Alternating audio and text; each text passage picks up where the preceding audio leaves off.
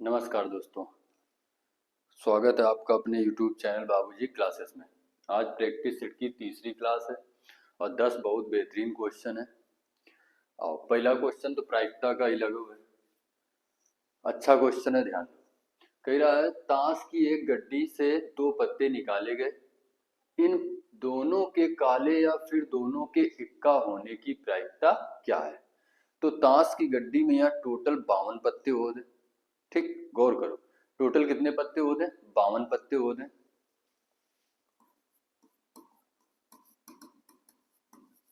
जिसमें कि ईंट के 13 पत्ते होते, पान के 13 पत्ते होते, हुकुम के 13 पत्ते होते और चिड़ी के 13 पत्ते होते। ठीक, 52 पत्ते होते जिसमें ईंट, पान, हुकुम और चिड़ी के होते। जिसमें कि ईंट और पान के ये कैसे लाल पत्ते होते, तो यानी कि लाल पत्तों की संख्या कितनी हुई? 26। और जो हुकुम और चिड़ी के होते वो काले पत्ते होते, काले रंग के पत्ते होते हैं। ठीक है, ये लिख दो, लाल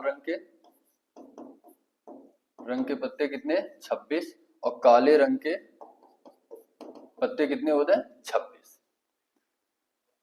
अब वो कह रहा है सवाल में इक्के होने की क्या प्रायिकता, या तो काले रंग के हो या तो इक्के। या लगो, या लगे में हमेशा का किन जाते, ऐड किन जा से जोड़ हो जाते। अब काले रंग की बात कर लो, तो काले रंग की अगर बात कर लो तो काले रंग के जो पत्ते हैं ना वो कितने हैं? 26। और ताश की गड्डी में यहाँ टोटल 4 इक्के होते हैं। कितने इक्के होते हैं? 4। अगर 4 इक्के हैं तो 4 इक्के जो होते हैं ना, एक इक्का के ख्याल होते ईंट का, एक के ख्याल इक्का होते पान का, एक हुकुम का होते और एक चिड़ी का होते। ये 4 इक्के होते हैं। अब हमें काले रंग वाले इक्के लेकर है, तो काले रंग वाले इक्के कितने हैं? 2। और काले रंग के पत्ते कितने हैं? 26। तो इधर से 26 काले रंग के पत्ते हैं और 2 कहाँ हैं? इक्के हैं। और टोटल पत्ते कितने हैं? 52। तो ये कितना आ जी? 28/52। एक और सॉल्व कर दो, 4 से काट दो, ये 7 आ जी। ये कितना आ जी? 13। यानी कि आंसर 7/13।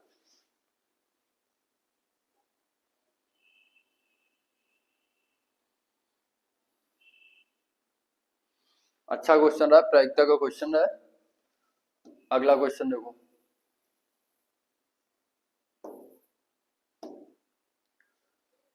ये लासा मासा का क्वेश्चन है।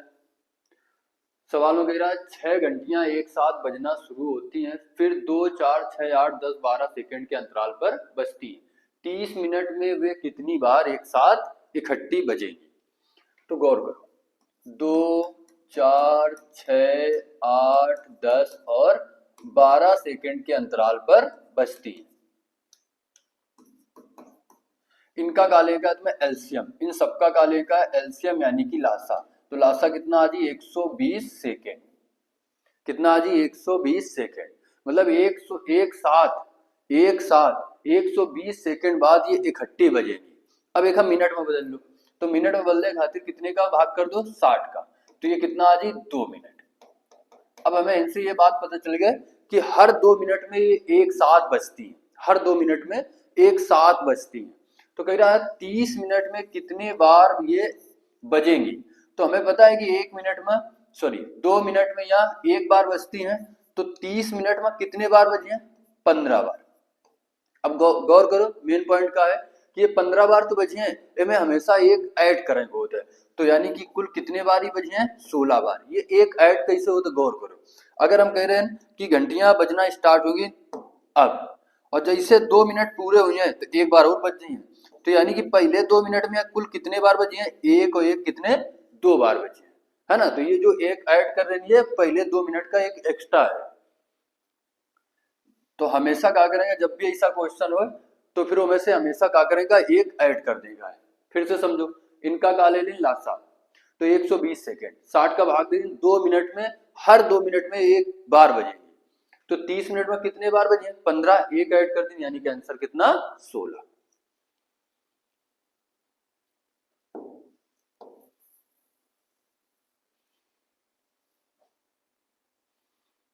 ये देखो मिश्रण का बेहतरीन क्वेश्चन है।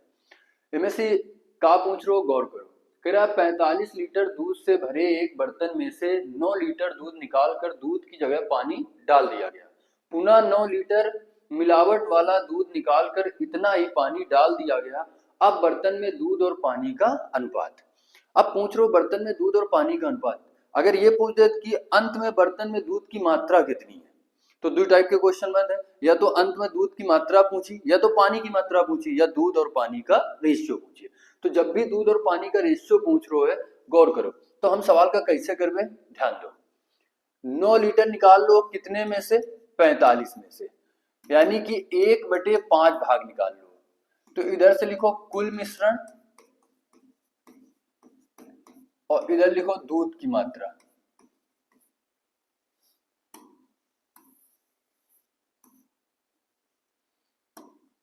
दूध की मात्रा। अब देखो कुल मिश्रण कितना 5, जिनमें से कितना निकाल लेंगे 1, तो बचा कितना 4। ये प्रक्रिया एक बार हुई है, एक बार यही प्रक्रिया और की गई है, यानी कि कुल कितने बार की गई, 2 बार। तो यानी कि फिर 5 से कितना रहे 4, इधर सीधा गुणा करा दो, तो ये कितना आ जाए 25, ये सीधा गुणा करा दो, ये कितना आ जाए 16। यानी कि अंत में यह जो दूध है वो 16 अनुपात है और कुल मिश्रण कितना है 25। तो गौर करो 25 में से अगर दूध कितना है 16 है, तो पानी कितना हुई 25 में से 16 घटा दो, यानी कि पानी की मात्रा कितनी हुई 9, यानी कि आंसर 16:9। अंत में दूध और पानी का जो रेशियो है वो 16 अनुपात कितना है 9 है।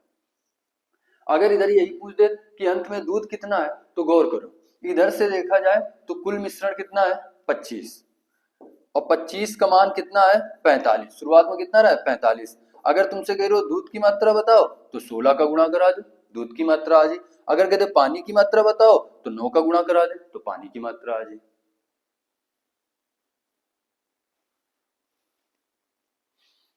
अगला क्वेश्चन देखो, क्वेश्चन नंबर 4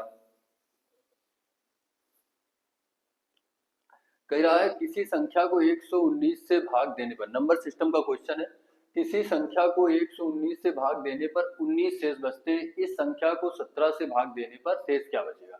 इधर थोड़ी सवाल में मिस्टेक है, इधर 199 119 हो चाहिए, कितना हो चाहिए 119, ठीक है 119 हो चाहिए। इधर सही कर लो या पीडीएफ में हम सही करके डाल देवे 119। कह रहा है कि एक संख्या है, पता नहीं है संख्या कौन सी है, हम x मान लें। एक संख्या को 119 से भाग करने पर जो रिमाइंडर बचता है वो कितना बचता है 19। फिर वो इसी संख्या को जब 17 से भाग किया जाए तो रिमाइंडर क्या बचेगा। गौर करो अगर मान लो इधर 199 हो तो 199 में यहाँ 17 का भाग नहीं जा रहा। अगर 199 का ये 17 एक फैक्टर नहीं है, 17 एक फैक्टर नहीं है, तो एक यार हम आंसर ज्ञात नहीं कर सकते, यानी कि इधर 199 ना हुई के कितना 119 है, तब आंसर क्या मैच करी। गौर करो तो 17 का देखो फैक्टर 119 का ये फैक्टर है 17, 17 सत्ते कितना होता है 119, यानी कि 119 में 17 का भाग जा रहा है, यानी कि क्वेश्चन का हम आंसर क्या कर सकते हैं ज्ञात कर सकते हैं। तो तुम्हें जब भी ऐसा क्वेश्चन मिले तो गौर करो संख्या निकालने की जरूरत नहीं है, जो रिमाइंडर बच रहा है ना 119 से भाग देने पर, यही रिमाइंडर में यहाँ 17 का भाग कर दो। अब 17 का भाग इधर एक बार दी, इधर से रिमाइंडर कितना बची 2, और यही का है आंसर।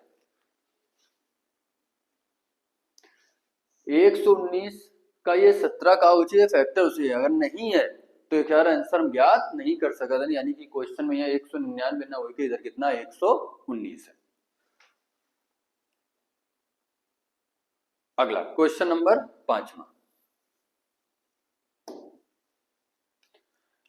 समय दूरी का क्वेश्चन है ना, अच्छा क्वेश्चन है। फिर आज 3 किलोमीटर प्रति घंटे की गति से चलते हुए एक लड़का एक निश्चित दूरी को 3 घंटे 40 मिनट में तय करता है। यदि वह समान दूरी को साइकिल द्वारा 11 घंटे में तय करता है तो साइकिल की गति किलोमीटर प्रति घंटे में क्या है। सबसे पहले दूरी निकालो, तो हमें पता है कि दूरी बराबर चाल गुणा समय होता है। तो लड़के की पहले चाल कितनी रहा 3 किलोमीटर प्रति घंटे, और एक निश्चित दूरी 3 घंटे 40 मिनट में तय करता है, तो इनसे दूरी आ जाए, दूरी कितनी आ जाए चाल कितनी है 3। अब ये 3 घंटे 40 मिनट है, तो ये 40 मिनट का घंटे में बदल लो, काट दो, ये कितना आ जी 2/3। तो इधर से 3 त्रिका 9, 2 कितना आ जी 11/3 घंटे, 11/3 घंटे। ये दूरी आ गई, ये दूरी कितनी आ गई 3 से 3 काट दो, यानी कि दूरी कितनी आ गई 11 किलोमीटर की दूरी है। अब कह रहे हो इसी दूरी को वो कितने घंटे में 11 घंटे में तय करना चाहता है, तो उसकी चाल क्या होगी। अब हमें कहा निकालने का है इनसे चाल, तो चाल बराबर क्या होता है दूरी बटे समय। चाल बराबर दूरी हमें पता है कितनी है 11 किलोमीटर की, और चाल कितनी है, सॉरी समय कितना है 11 का, तो 11 में से 11 का भाग दियो तो चाल आ जी 1 किलोमीटर प्रति घंटे।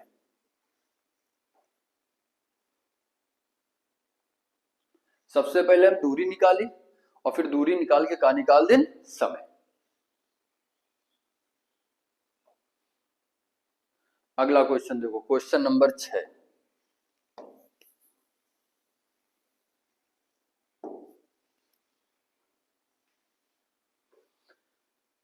अच्छा सवाल है क्वेश्चन नंबर 6, कह रहा है एक पारी में रनों का अधिकतम स्कोर कुल स्कोर का 3/11 है।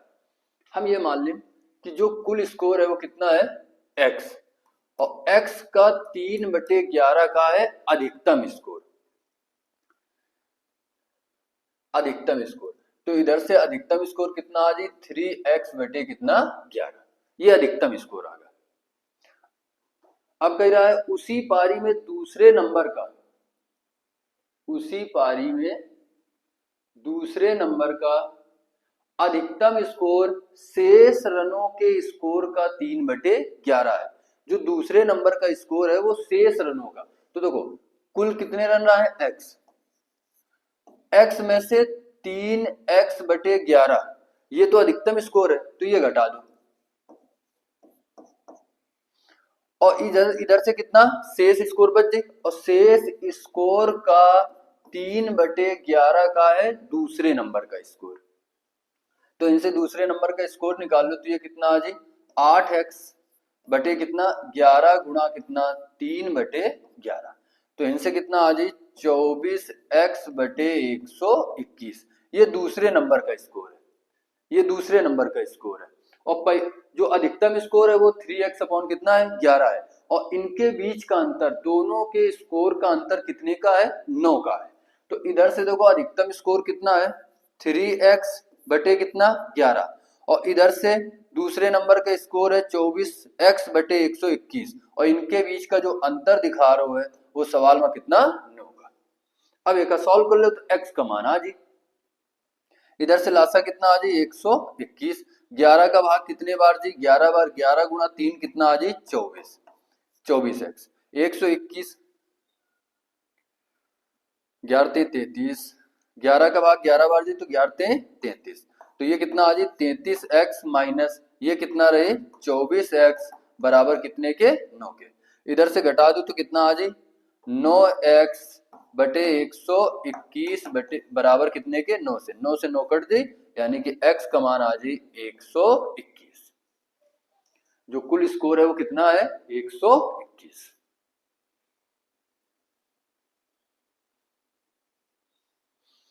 अच्छा सवाल है, एक बार फिर समझ लो।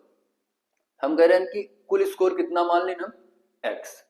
अब कह रहा है जो अधिकतम स्कोर है वो कुल स्कोर का 3/11 है, तो इधर से ये 3x अपॉन कितना आ जाए 11, ये कितना आ जाए अधिकतम स्कोर, ये अधिकतम स्कोर आ जाए,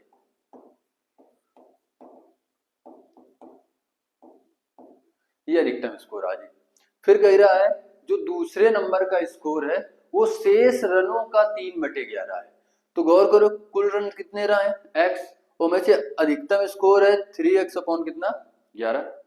अगर x में से 3x/11 माइनस कर दें तो जो रन बचे हैं वो शेष रन बचे हैं, शेष रनों का 3/11 का है दूसरे नंबर का स्कोर। जब एक सॉल्व कर लें तो कितना आएगा 24x बटे कितना 121, ये दूसरे नंबर का स्कोर है, ये अधिकतम स्कोर है, और इनके बीच का जो अंतर है वो कितने का है सवाल में 9 का है। एक सॉल्व कर दें तो कितना आंसर आएगा 121।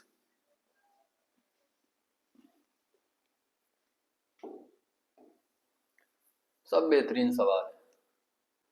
7वां सवाल है, वो कह रहा है 2 साइकिलों के पहियों का व्यास 66 सेंटीमीटर तथा 72 सेंटीमीटर है। यदि बड़ा पहिया एक निश्चित दूरी तय करने में 1188 बार घूमता है तो छोटे पहिए को उसी दूरी को तय करने में कितनी बार घूमना होगा। गौर करो कि अगर कोनो पहिया एक चक्कर लगा रहा हूं तो एक चक्कर बराबर का हुई परिधि हुई, एक चक्कर में यह वो परिधि के बराबर घूमी, यानी कि एक चक्कर में जो दूरी कवर करी वो 2 पाई आर करी। तो अगर हम बड़े वाले पहिए की बात करें दें तो खैर जो व्यास है वो 72 है और छोटे वाले पहिए का जो व्यास है वो कितना है 66 है। अब बड़ा वाला पहिया एक चक्कर में यहाँ कितना 2 पाई आर घूमी, तो कितने चक्कर लगा रहे हो 1188, तो इतनी दूरी कवर कर रहे हो। छोटा वाला पहिया एक चक्कर में यहाँ 2 पाई आर ही जाए, चाहे बड़ा पहिया हो चाहे छोटा, अगर एक वृत्त घूम रहे तो परिधि के बराबर घूमिए, एक चक्कर में यहाँ क्या हुई परिधि, परिधि के बराबर दूरी तय करिए। तो अगर एक चक्कर में यहाँ 2 पाई आर जा रहे हो तो कितने चक्कर ले n चक्कर, चक्करों की संख्या निकालेगा, ये आपस में बराबर। अब गौर करो, इनसे पाई से पाई काट दो, 2r का मान दिए, व्यास जो होता है वो वृत्त का होता है 2r होता है, त्रिज्या का होता है डबल, तो इनसे 2r का मान कितना है 72 इंटू 11 गुणा 72 इंटू 1188 बराबर, इधर से 2r का मान कितना 66 इंटू चक्रों की संख्या निकालेगा। अब एक काट दो 11 से, अगर हम 11 से एक काट दें तो ये कितना आ जाए 6, 11 से एक काट दो तो ये कितना आ जाए 108, फिर 6 से काट दो तो 6 से काटे पर ये कितना आ जाए 1 और ये कितना आ जाए 8। अब गुणा करा दो, 18 दूनी कितना हो जाए 36, हासिल का 3, 18 सत्ते 126 और 3 कितना हो जाए 29, यानी कि 1296। जो छोटा वाला पहिया है वो कितने चक्कर लगाई 1296। अगला क्वेश्चन देखो, क्वेश्चन नंबर 8,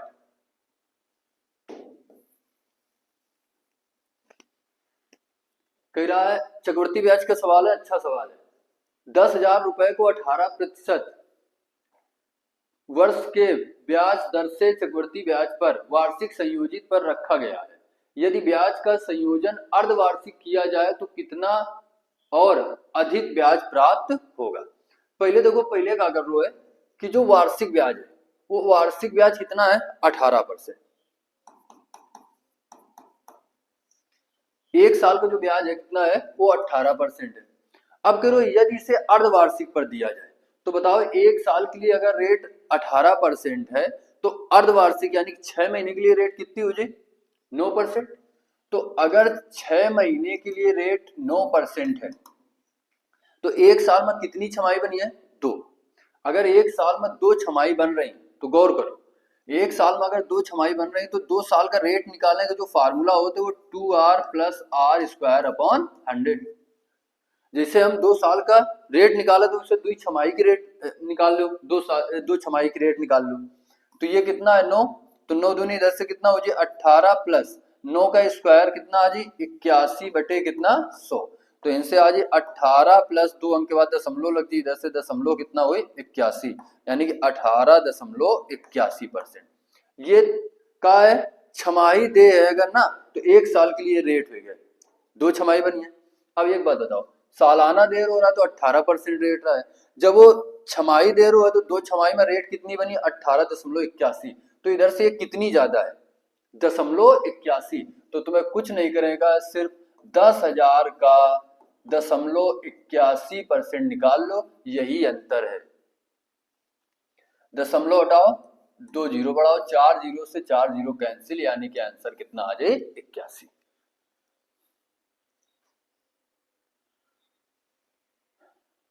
क्वेश्चन नंबर 9 देखो, ये भी वृत्त का क्वेश्चन है, सवाल अच्छा है, ध्यान दो। एक घोड़े को खंभे से रस्सी से बांधा जाता है, यदि घोड़ा हमेशा रस्सी को खींचे हुए गोल घूमता है और 88 मीटर की दूरी तय करता है, जब केंद्र पर 72 डिग्री का कोण आंतरित करता है तो रस्सी की लंबाई कितनी होगी, रस्सी की लंबाई कितनी होगी। गौर करो, ये में से एक त्रिज्य खंड बन रहा है, अगर इधर बांध दिन जाए तो ये ऐसे एक लंबी रस्सी से ऐसे घूमे, ये तो ये होती चाप की लंबाई, ये आर होते, ये आर होता, ये क्या हुए थीटा, थीटा कितना दिए है 72 अंश। अब गौर करो, सवाल में यह पूछ रहा है कि रस्सी की लंबाई यानी कि त्रिज्या पूछ रहा है, तो हम तुम्हें बता चुके हैं, ऑफलाइन में पढ़ा चुके हैं, कहा है कि चाप की लंबाई, चाप की लंबाई बराबर theta upon 360 into 2 pi r. अगर हमें चाप की लंबाई चाहिए तो theta upon 360 into 2 pi are.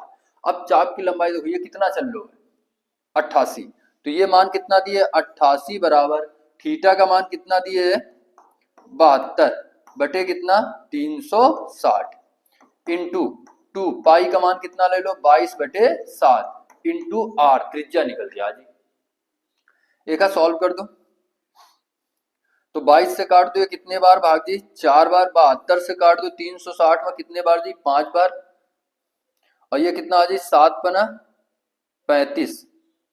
अच्छा अब और काट दो 2 से, ये कितना आ जी 4 का 2 से भाग कर दो यानी कि 2 आ जाए, तो 7 पना 35 दूनी कितना आ जाए 70, यानी कि जो त्रिज्या है वो कितनी है 70, यानी कि रस्सी की लंबाई कितनी है 70।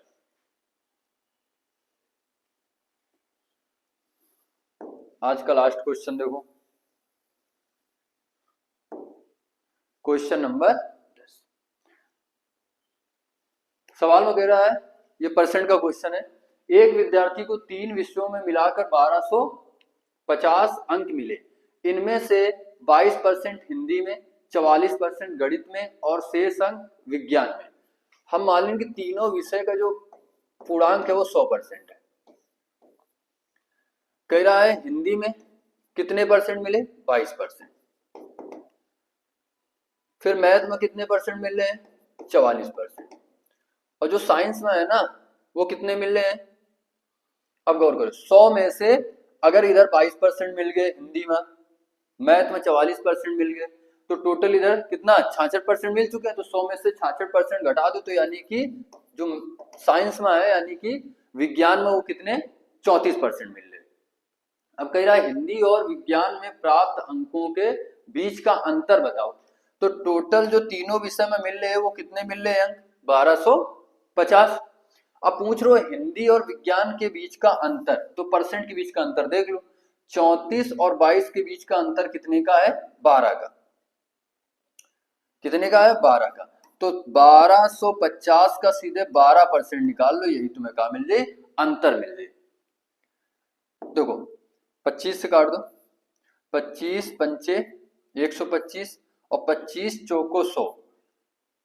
अब देखो 2 से 4 से काट दो, ये कितना 3, ये कितना आ जाए 150, ये सही है।